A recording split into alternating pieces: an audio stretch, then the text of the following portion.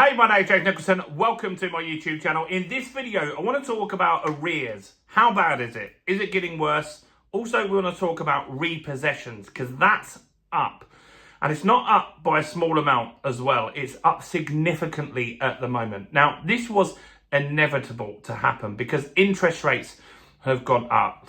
Repossessions take a while to go through, and the government did say to banks, don't do repossessions during the pandemic. So that did give people some breathing room. And you might recall during the pandemic, you had the option to change your mortgage if you were a residential homeowner from repayment to just interest only. And that saved people a lot of money. But then things got turned back to normal. And so in this video, I want to talk about the buy-to-let market and the residential market and what impact these repossessions are having. Is it getting worse or is it something that's under control at the moment? Now, if you're new around here and you haven't done before, do subscribe to the channel over there and hit that bell notification. We've just hit 51,000 subscribers. And by subscribing, you'll get all the latest house price news, interest rate news, property investing tips, and much, much more. And let's get some views on this video. Your part in that's very simple. All you need to do is smash like, tickle like, do something to that like button. That helps with the YouTube algorithm, and that really has helped the channel grow. So thanks to everyone that does that. So, arrears and repossessions. Look, this is something that you'd expect to really be getting out of control at the moment. Now, banks have been told by the government to be a little kinder to lenders. Buy-to-lets, they're not so kind because that's seen as a business. And so if you get in arrears with a buy-to-let, you can get in trouble very, very quickly. And if you expect that kind of thing to happen, it's important to get your property on the market fast at a good price that will get that sale completed, or put it in an auction. That could be another option to get a guaranteed fast sale. So what's going on in the buy-to-let market at the moment? Let's talk about that. So buy-to-let is something that has been tough because landlord costs have been going up.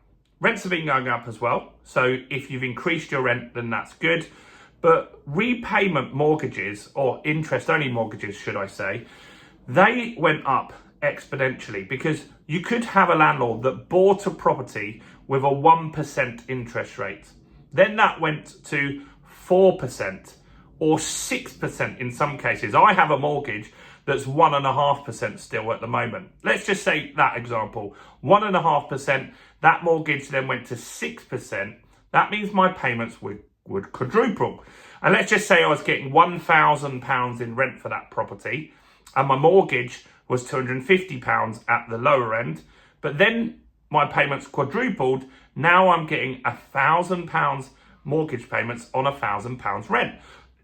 Now, if the tenant doesn't pay me, or the estate agent takes their fees, or the boiler breaks, suddenly I'm in a lot of problem. Also, if I own that property in my own name, the tax is going to be really high, and I could be paying half of that money out just to tax. So I could be losing a fortune. And this is what's happened to a lot of landlords. So in the last quarter, 900 properties were repossessed.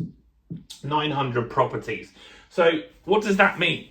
Is that a lot or not? Well, it is a lot because it's up 14% up. That's a huge increase, and it shows that landlords are struggling. Some of them have got really high interest rate payments. They're struggling with all the extra costs and burden, and there's more landlords getting repossessed at the moment, which is a worrying sign because that shrinks the rental market even more. Now, that could be bought by another landlord and put back into the market, but it also could be bought by someone that wants it as a residential property, and so they want to live in that house, shrinking the rental market. That's not great. So how many normal residential houses were repossessed in the last quarter? That was, so for Resi, it was 1,390. Now that is up as well, but not as much. It's 4% up. So it shows that lenders are starting to repossess properties. Now it's nowhere near the 2008 crisis, nowhere near that. There was thousands and tens of thousands of properties being repossessed at that time. But since then, lenders have got strict, haven't they? You have to go through stress tests and it's harder to get a mortgage. Back then, they were chucking money at anyone. How about arrears, though? Because this kind of contradicts what we're going to tell you here. So there are 10,420 people that are in arrears. That's actually down. And it's down quite a lot. It's down 8%. So what that's saying to us right there is that people are paying their bills and they're making their priority payments. Now, it doesn't mean they're necessarily going to be paying their car payments, their credit card payments, these types of things, but people are saving money.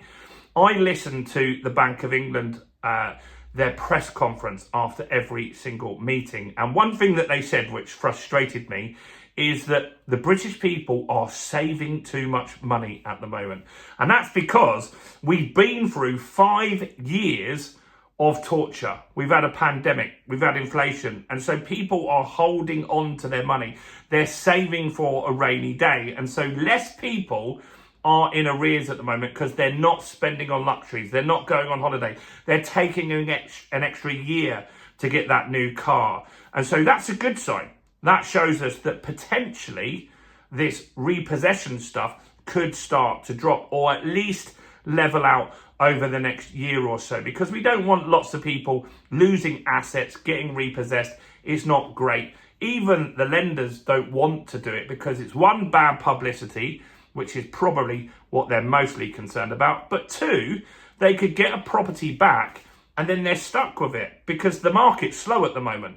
They put it in an auction, there's less buyers in the auction, and there's no guarantee of what they'll actually end up with, so they could lose money on that. And if they repossess a property that didn't have a lot of equity in that property, that's when you get even more problems. So look, the repossessions are increasing. The arrears are decreasing. Hopefully, longer term, that matches up and hopefully people don't get hit financially too hard. Let me know what you think about that in the comments below. And before you go, if you haven't grabbed our new ebook, thousands have, like thousands and thousands of people have grabbed this now, Mortgage Secrets. This will help you with a lot that you need to do with getting a good mortgage. For example, when do you get a broker? Where do you find a good broker? And the best thing in here is off-market lenders, because think of car insurance. You've got Direct Line car insurance. I'm sure you know them. But there's lots of lenders like that in the mortgage world as well. They're not with your broker. They're not on the comparison sites. In this ebook, I give you those, and you can go and check out the best rates with them as well. So grab a copy of that while you're here. All you need to do is find it in the description. Do make sure you smash like on the video and check out all the other content as well on this channel, including this video right here.